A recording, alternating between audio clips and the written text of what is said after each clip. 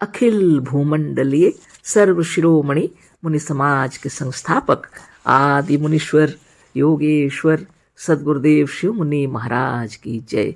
उपस्थित मुनि वृंद, साधु सज्जन वृंद, संत वृंद, साधक वृंद, आध्यात्म ज्ञान के जिज्ञासुओं और प्रेमियों, सभी श्रोता वृंद, आप सभी को मेरा कोटिशः नमन, सप्रेम जय जय। तो आध्यात्मिक चर्चा चल रही है और हम लोग सदगुरुदेव शिव मुनि महाराज रचित ग्रंथ ईशावास्य उपनिषद का निष्पक्ष भाष्य के अंतर्गत अध्याय 1 पर चर्चा कर रहे हैं। सदगुरुदेव शिव मुनि महाराज हम लोग को बहुत सुंदर से समझा रहे हैं। समझाने की महिमा अपार है ना।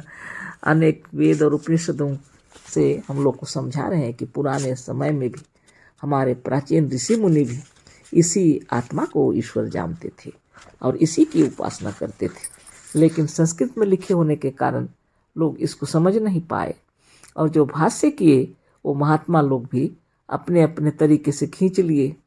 यदि कोई सन्यासी हैं तो अपने तरीके से उन्होंने बताया कि सबका त्याग करो, है ना। हाँ, बहुत बड़ी बात है।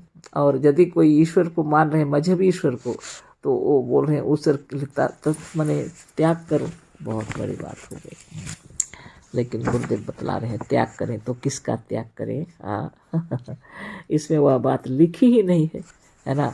इसमें तो वह बात लिखी ही नहीं है। तुम अपनी कमाई का भोग करो लिखे हैं, किसी दूसरे की कमाई की इच्छा भी मत करो, आकांक्षा भी मत करो। वह भिखमंगा और चोर हमको थोड़ी बनना है ना। ऐसी बताए गुरुदेव। ऐसी बातों को समझाने के लिए ज्ञान शक्ति में लिखा करते थे सदगुरुदेव अपनी बातों को, अपने विचारों को। क्रांति मच गई है ना जगत में। लोग सोच में पड़ गए, वेदों में क्या ऐसा लिखा है ना। और तर्क होता था, सदगुरुदेव के सामने भी आते थे कुछ लोग। बहुत बड़ी बात, सदगुरुदेव चैलेंज दे देते थे। और यहाँ पर वही बात इसमें है, यह भी पहले ज्ञान शक्ति में ही थी और इसको ग्रंथ रूप दिया गया है बाद में, है ना। हम उसको पढ़ते हैं आगे, है ना। हम दावे के साथ और डंके की चोट से कह रहे हैं कि संसार का कोई टीकाकार, अनुवादक या भाष्यकार सिद्ध करे कि हमारा किया हुआ वेद के मंत्रों का अर्थ कैसे असत्य और अशुद्ध है और कैसे उनका अर्थ सत्य है। यहाँ पर भी उसी तरह से चैलेंज की बात हो गई है ना। सदगुरुदेव कह रहे हैं हम दावे के साथ और डंके की चोट से कह रहे हैं कि संसार का कोई टीकाकार, अनुवादक या भाष्यकार सिद्ध करे, कह रहे हैं कि उनका जो किया हुआ वेद मंत्रों का अर्थ है कैसे असत्य है और कैसे अशुद्ध है, और उन लोग जो भाष्य किए हैं उनका अर्थ कैसे सत्य है ना। आगे लिखते हैं, हमें मालूम है वह तो सामने नहीं आवेंगे और इस पर कुछ नहीं लिखेंगे। पक्षपातियों में साहस नहीं होता और इतना ही कर सकते हैं, है ना। यदि उनका वश चले तो सत्य कहने वालों को मार डालें। यही इन मजहबी लोगों ने किया है। अगर वो सवाल जवाब हुआ, तर्क वितर्क हुआ और हारने की स्थिति आ गई तो क्रोध में मार भी डालते हैं, है ना। अभी तक तो ऐसे ही चल रहा है। सदगुरुदेव कह रहे हैं अगर उनका वश चले तो सत्य कहने वालों को मार डालें। यही इन मजहबी लोगों ने किया है। झूठा ढोंग रचकर अपने को अवतारिक और ईश्वर का भेजा हुआ कहकर जनता पर धाक जमाकर जनता को वह झूठा ज्ञान देते रहे जिसका वेदों में कहीं पता तक नहीं था। वेदों में किसी मजहबी देवी देवता या ईश्वर का वर्णन नहीं है। यदि वर्णन है तो आत्मा का और प्रकृति का और उन बातों का जिससे मनुष्य गृहस्थ बन सके और अपने परिवार की तथा अपने देश और संसार की उन्नति और भलाई कर सके। इस तरह की बातें हैं। सदगुरुदेव शिव मुनि महाराज की जय। जिस वेदों को लोग ईश्वर का रचा हुआ कहते हैं और मजहब ईश्वर की गुणगान गाते हैं, लेकिन सदगुरुदेव बतला दिए उन्हीं वेदों के अंदर में कहीं भी किसी देवी देवता या ईश्वर का वर्णन नहीं है, किसी मजहबी ईश्वर का नहीं। वेदों में जो वर्णन किया हुआ है अपनी आत्मा का, प्रकृति का और ऐसे कुछ सुंदर उपदेश दिए गए हैं जिसे अपना परिवार और अपने देश और संसार की उन्नति हो, भलाई हो, ऐसी बातें लिखी हुई हैं वेदों में।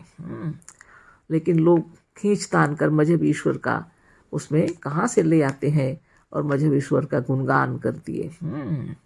सदगुरुदेव आगे लिखते हैं, एक पादरी ने तो यहाँ तक लिखा था कि वेदों में जो ईशावास्यमिदं सर्वम है, इसका अर्थ यह है कि ईसा अर्थात ईसा मसीह और उनका ईसाई धर्म सारे संसार में छाया हुआ है। इस तरह की बात। जाकी रही भावना जैसी, हरि मूर्ति देखी तीन तैसी। सब अपने अपने तरीके से भाष्य किए हैं, है ना, जिसको अपना जैसा समझ में आया। विचित्र बात है। अब पादरी साहब को दिख रहा है ईसावास्यमिदं सर्वम का अर्थ ऐसा मालूम पड़ा कि ईसा यानी ईसा मसीह ही है और उसका जो धर्म है ईसाई धर्म सारे संसार में छाया हुआ है। गुरुदेव लिखते हैं, कहाँ तक हम लिखें।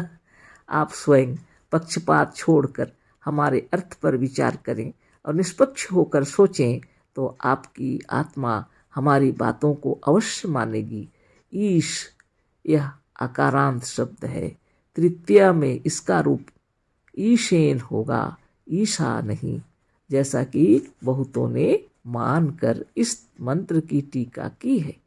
यहाँ भी एक बहुत बड़ी अशुद्धि इस मंत्र का भाष्य करते समय लोगों से हो गई है। ईश ऐश्वर्य धातु में ईशुपो ज्ञा प्री कृह किरह कह माने, तो ईश ऐश्वर्य धातु में ईशुपोज्ञा प्री किरह करह कह, इस तरह से लिखा हो। 135 इस सूत्र से इसमें कह प्रत्यय होगा। लश्क्वद्वीते 13:8 इस सूत्र से क हलंत का लोप होकर केवल आ रह जाता है और ईश में आ के आने से ईश अकारांत शब्द सिद्ध होता है। ईशस्य आवास्यम ईशावास्यम, वास्तव में यह ईशावास्यम नहीं है किंतु यह सामासिक शब्द है, अतः ईशावास्यम में षष्ठी तत्पुरुष समास है। अर्थ ईश का आवास्यम अर्थात ईश के रहने का घर। वे मंत्रों को स्वर के साथ उच्चारण करने में ईशा अलग कह के तब वास्यम का उच्चारण करते हैं। इस कारण से शायद लेखक ने ईशावास्यम ईशा को अलग करके लिख दिया है, पर वास्तव में यह है ईशावास्यम, है ना। तो संस्कृत के जो व्याकरण के जो जानकार हैं वो अच्छी तरह समझ जाएंगे। तो इस तरह से सद्गुरुदेव व्याकरण तरीके से भी समझा दिए। इसमें जो लिखा हुआ है ना, लोग इसको अलग तरीके से समझ लिए। लेकिन गुरुदेव बोल रहे हैं यह तो जो जो लिखा हुआ है माने ईशावास्यम में षष्ठी तत्पुरुष समास है। ईश का आवास्यम अर्थात ईश के रहने का घर, वह मंत्रों को स्वर के साथ उच्चारण करने में ईशा अलग कह के तब वास्यम का उच्चारण करते हैं। इस कारण से शायद लेखक ने ईशावास्यम ईशा को अलग करके लिख दिया है, पर वास्तव में है ईशावास्यम, है ना। आगे लिखते हैं, विनोबा जी का अर्थ देखिए। अब यहाँ तो आगे देखते हैं विनोबा जी क्या अर्थ किए हैं। गांधी जी के शिष्य एक पंडित विनोबा जी हैं। गांधी जी के जो शिष्य एक पंडित विनोबा जी हैं, उन्हीं के कथन अनुसार मालूम होता है कि गांधी जी की प्रेरणा से पंडित विनोबा जी ने भी ईशावास्योपनिषद के मंत्रों की टीका अनुवाद या अर्थ किया है। अब यहाँ पर विनोबा जी के अर्थ हम लोग देखेंगे तो गांधी जी के वो शिष्य थे, है ना, और गांधी जी से प्रेरित होकर के लगता है उन्होंने ईशावास्योपनिषद के मंत्रों का टीका अनुवाद या अर्थ किया है। अब हमारे शिष्य हमारे पाठक या मुनिवृंद जरा उनके अर्थ को भी देख लें जो निम्नलिखित प्रकार से है। तो मंत्र यहाँ लिखा हुआ है, ईशावास्यम मिदं सर्वम यत्किंच जगत्याम जगत तेन त्यक्तेन भुंजी था माँ गृधा कश्यन धनम। जगत में जो कुछ जीवन है वह ईश्वर का बसाया हुआ है। विनोबा जी लिख रहे हैं। इसलिए उसके नाम से त्याग कर तू यथा प्राप्त भोगता जा, किसी के भी धन के प्रति वासना न रख। ये है विनोबा जी अर्थ किए हुए। गुरुदेव लिख रहे हैं,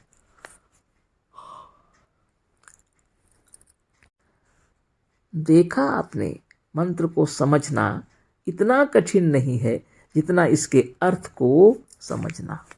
गुरुदेव कह रहे हैं मंत्र को समझना इतना कठिन नहीं है जितना इसके अर्थ को समझना। मंत्र में साफ साफ मालूम पड़ रहा है जो लिखा है, लेकिन जो अर्थ किए हैं वो लोग घुमा के रख दिए। उसको समझना मुश्किल। मंत्र क्या कहता है और या क्या कह रहे हैं, जगत में जो कुछ जीवन है वह ईश्वर का बसाया हुआ है। जगत में जो कुछ जीवन है वो ईश्वर का बसाया हुआ है, लगा दिया इन्होंने। जीवन से मतलब तो जीव से या प्राणी से है, और दूसरा क्या हो सकता है। इनके कहने का मतलब यह है कि संसार के सब जीव ईश्वर के बसाए हुए हैं। यदि संसार के सब जीव ईश्वर के बसाए हुए होते तो वह चोर, पापी, अधर्मी, झूठे, घूसखोर, बेईमान, जालसाज, अत्याचारी, हत्यारे, ईश्वर को ना मानने वाले, ईश्वर विरोधी, डाकू, वेद निंदक और हिंसक ना होते। गुरुदेव प्रमाणित करके बता रहे हैं। ये तो कह रहे हैं कि सब जितना जीव है जगत में वो सब ईश्वर के बसाए हुए हैं। तो सदगुरुदेव कह रहे हैं यदि ये जीव जितने ईश्वर के बसाए हुए होते तो सोच लीजिए वो चोर कैसे होते, पापी कैसे होते, अधर्मी, झूठे, घूसखोर, बेईमान, जालसाज, अत्याचारी, हत्यारे, ईश्वर को ना मानने वाले, ईश्वर विरोधी, डाकू, वेद निंदक और हिंसक ना होते। इतने प्रकार तरह तरह के मनुष्य हैं। अगर ईश्वर के बसाए हुए हैं तो ये लोग कैसे हैं ऐसे? क्या कोई जानबूझकर अपने घर में, अपने गांव में, अपने राज्य में अपने विरोधियों को, शत्रुओं को और ऐसे दुराचारियों को लाकर रखेगा जैसा कि ऊपर कहा है? सोच लीजिए ना। सदगुरुदेव शिवमुनि महाराज की जय। बहुत ही तर्क के साथ प्रमाणित कर रहे हैं गुरुदेव कि यह ईश्वर का वास्तव में बसाया हुआ नहीं है, यह अर्थ ही गलत कर दिया है। आगे पढ़ते हैं, ना जानने के कारण ऐसा हो सकता है, पर जो सर्वज्ञ है, अंतर्यामी है, त्रिकालदर्शी है, उसके लिए यह कैसे कहा जा सकता है कि उसने बिना जाने ऐसे लोगों को बसाया, और यदि जानबूझकर ऐसे लोगों को बसाया तो यह सिद्ध होता है कि ईश्वर भी वैसा ही है। बहुत बड़ी बात है कि नहीं? सदगुरुदेव शिवमुनि महाराज की जय। देखिए जगत में अगर सब ईश्वर का बसाया हुआ होता, माने मनुष्य जितने हैं सब ईश्वर के बसाए हुए होते, तो निश्चित बात है सब संत और महात्मा होते।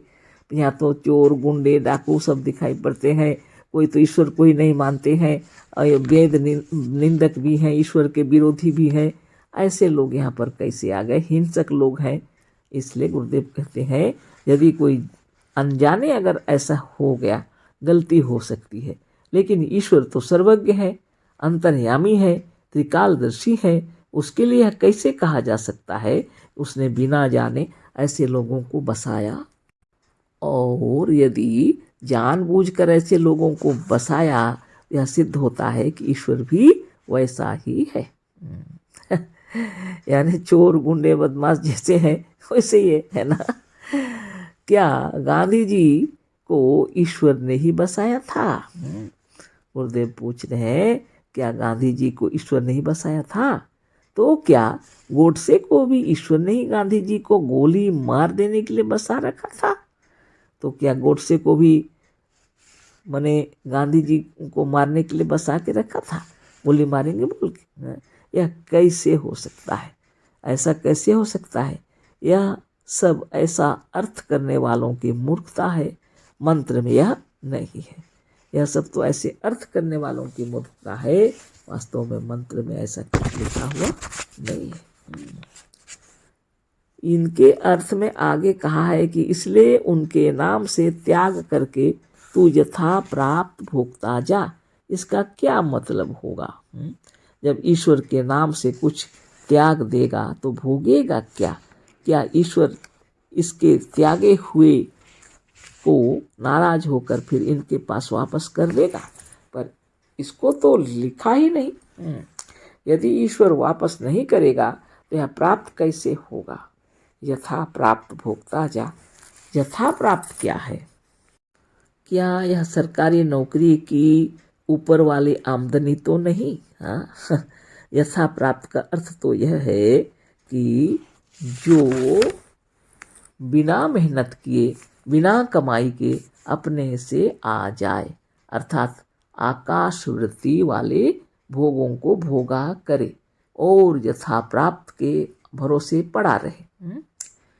मतलब यथा प्राप्त का मतलब है कि बिना मेहनत के रुपया आता रहे, उसको कहते हैं यथा प्राप्त। आकाश वृत्ति गुरुदेव कह रहे हैं वाले उसको भोगा करो। हाँ ये तो गड़बड़ हो गया, विचित्र बातें हैं। अरे मंत्र का तो तात्पर्य है कि अपनी कमाई को भोग, किसी दूसरे की कमाई को ना भोग, किसी भी दूसरे के धन की इच्छा मत कर। मंत्र में तो यह लिखा है। इस मंत्र में एक ईश शब्द ही ऐसा शब्द है जिससे इस मंत्र का अर्थ करते हुए मजहबी लोगों ने मजहबी ईश्वर को किसी ना किसी तरह, किसी ना किसी रूप में घुसेड़ दिया है। तो कल हम लोग आगे चर्चा करेंगे, आप लोग भी विचार कर लीजिए। अभी कल के लिए छोड़ते हैं। अशेष धन्यवाद, कोटिशः नमन, सप्रेम जय जीव। सद्गुरुदेव शिव मुनि महाराज की जय।